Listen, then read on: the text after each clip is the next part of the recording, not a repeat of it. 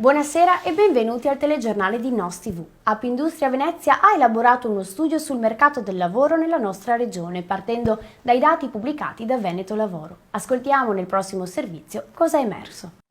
Nel periodo compreso tra il 23 febbraio e il 14 giugno, in Veneto si registra un saldo negativo di 65.000 posti di lavoro rispetto al 2019, anno in cui le persone occupate erano invece cresciute di 58.500 unità.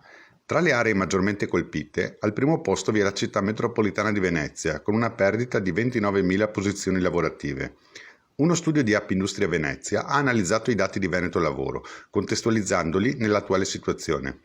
Il settore del turismo, notoriamente contraddistinto dalla domanda di lavoro stagionale, risulta il più esposto agli effetti del coronavirus. Da solo, infatti, rappresenta quasi la metà della contrazione occupazionale del Veneto.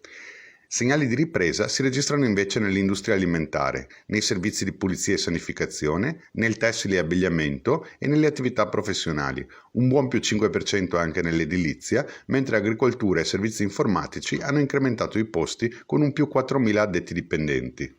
Come comunità di imprenditori apprezziamo la moratoria sui licenziamenti e l'estensione della cassa integrazione, ha sottolineato il presidente di Appindustria Venezia Marco Zecchinel, ma i dati dimostrano la necessità di urgenti politiche attive per il lavoro, senza porre in essere rapidissimi provvedimenti volti a rilanciare la capacità delle aziende di generare valore. Ci troveremo, verso la fine dell'anno, a fronteggiare una crisi occupazionale senza precedenti. Mi riferisco in particolare al settore turistico veneto che, in difetto di una coerente e precisa strategia di sostegno, rischia al termine della stagione 2020 di uscire fortemente ridimensionato.